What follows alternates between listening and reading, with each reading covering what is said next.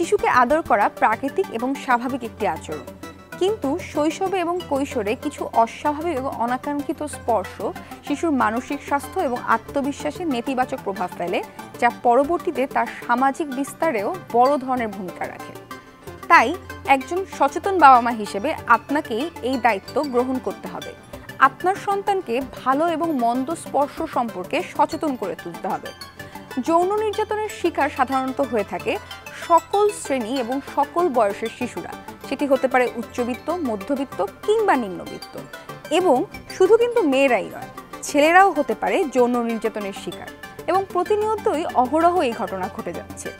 বিশেষজ্ঞদের মতে শিশুকে তার প্রাইভেট পার্ট সম্পর্কে অবশ্যই সচেতন করতে হবে, কিন্তু তা কিভাবে শিখাবেন আপনি? চলুন কিছু কৌশল আজকে আপনাদেরকে জানাই।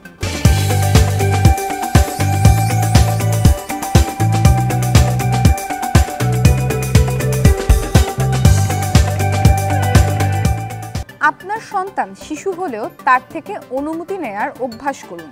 পোশাক পরিবর্তন কিংবা গোসলের সময় তাকে স্পর্শ করার আগে অবশ্যই তার অনুমতি নিন। এতে অনুমতি ছাড়া যে প্রাইভেট পার্টে হাত দেওয়া যায় না, এটি বুঝতে শিখবে। আপনার শিশুকে তার শরীরের প্রত্যেকটি অঙ্গ সম্পর্কে ধারণা দিন। পাশাপাশি আরও শেখান যে তার শরীর একান্তই ব্যক্তিগত এবং এর উপর শুধু তার অধিকার। যে বয়স থেকে শিশু বোঝে ও কথা বলতে শেখে, তখনই এই ব্যাপারে শিশুকে ধারণা দিন। যৌন নির্যাতন প্রতিরোধে অভিভাবক ও শিশুর নিজের সচেতনতাই সবচেয়ে বড় প্রতিরোধক। নগদের কাছে সব গ্রাহকই প্রিয়, তাই তো সারা দেশে ক্যাশ আউট চার্জ সবচেয়ে কম।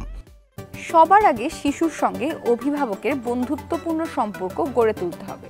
শিশুর যে কোনো ধরনের অভিযোগ, দ্বিধা কিংবা গোপন বিষয়গুলো গুরুত্ব সহকারে শুনতে হবে। শিশু যদি কাছের কিংবা পরিবারের কোনো মানুষ নিয়ে অভিযোগ করে, তাহলে তাকে বকা না দিয়ে সেটি মনোযোগ দিয়ে শুনুন এবং সেই অনুযায়ী পদক্ষেপ গ্রহণ করুন। আপনার শিশুকেই বিশ্বাস করাতে হবে যে আপনি তার সবচেয়ে নিরাপদ একটি স্থান। এছাড়া কেউ অনাকাঙ্ক্ষিত স্পর্শ করলে কি কি পদক্ষেপ নিতে হবে তা শিশুকে আগে গুছিয়ে বলুন। শিশুকে স্পষ্টভাবে জানান, বড়দের কোনো স্পর্শ শিশুর অস্বস্তিকর লাগলে যেন তার সঙ্গে সঙ্গে মা বাবাকে জানায়। তাকে বলুন তাৎক্ষণিকভাবে না বলতে হবে।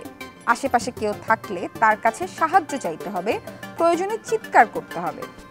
যৌন নির্যাতনের ভয়ে শিশুর বাইরে খেলাধুলা এবং সামাজিক যোগাযোগ কোনোভাবেই বন্ধ করা যাবে না, কারণ শিশুর পরিপূর্ণ মানসিক বিকাশে খেলাধুলা এবং সামাজিক যোগাযোগ অত্যন্ত বড় ভূমিকা পালন করে থাকে।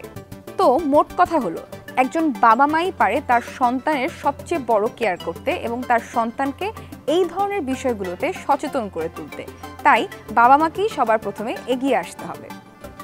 এই ছিল আমাদের আজকের টিপস। আমি পলি কর্মকার ছিলাম আপনাদের সাথে। কমেন্টে জানাবেন টিপসগুলো আপনাদের কেমন লাগছে এবং আপনারা ভবিষ্যতে কী ধরনের টিপস নিয়ে শুনতে চান। চোখ রাখুন ইন্ডিপেন্ডেন্ট ডিজিটালে।